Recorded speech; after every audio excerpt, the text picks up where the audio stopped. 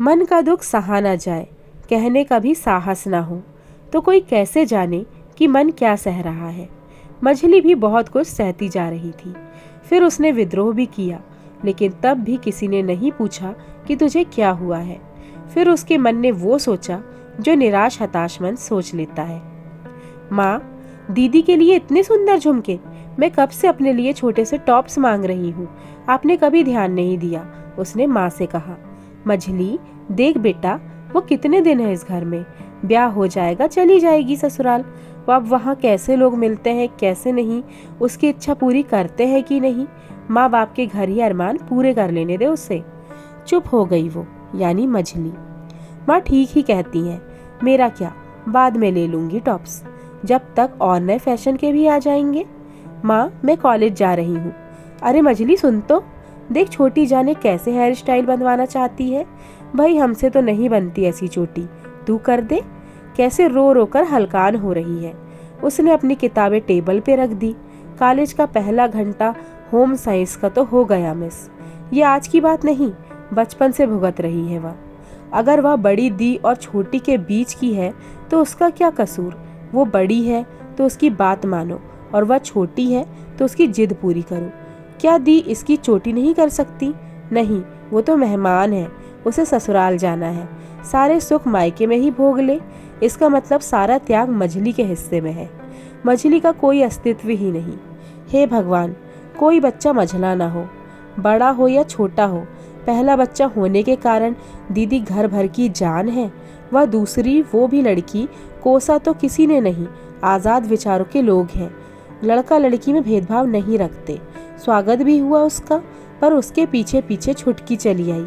पता नहीं क्या जल्दी थी उसे, बस तब से मछली बनकर रह गई। ऐसा नहीं है कि उसे घर में प्यार ना मिलता हो, पर वह महसूस करती है कि उसके हिस्से का प्यार बड़ी और छोटी हड़प रही है। दीदी की उतरन उसके हिस्से आती है। कपड़े, जूते, बस्ता, किताबें, सब दीदी का यूज़ किया सामान उसके नसीब में।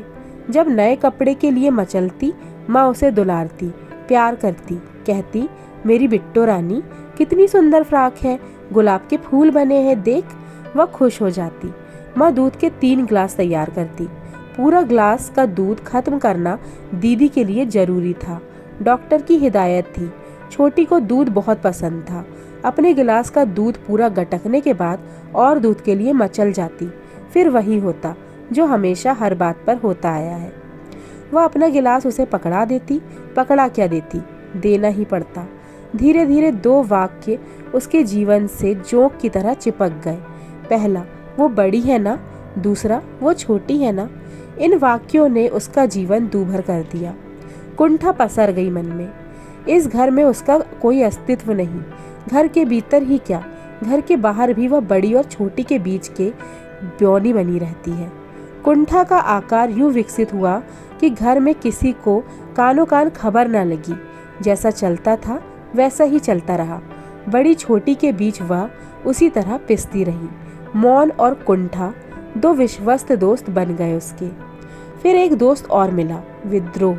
घर में अपने प्रति होने वाले अन्याय के प्रतिरोध में विद्रोह की डगर पकड़ ली उसने। मनमानी करना, माँ की बातों को अनसुना करना, बात बेबात छोटी को डांटना, जो काम कहा जाए उसके विपरीत करना। नतीजा, माँ का बीपी हरदम बढ़ा रहता। वह माँ को कतई परेशान करना नहीं चाहती थी।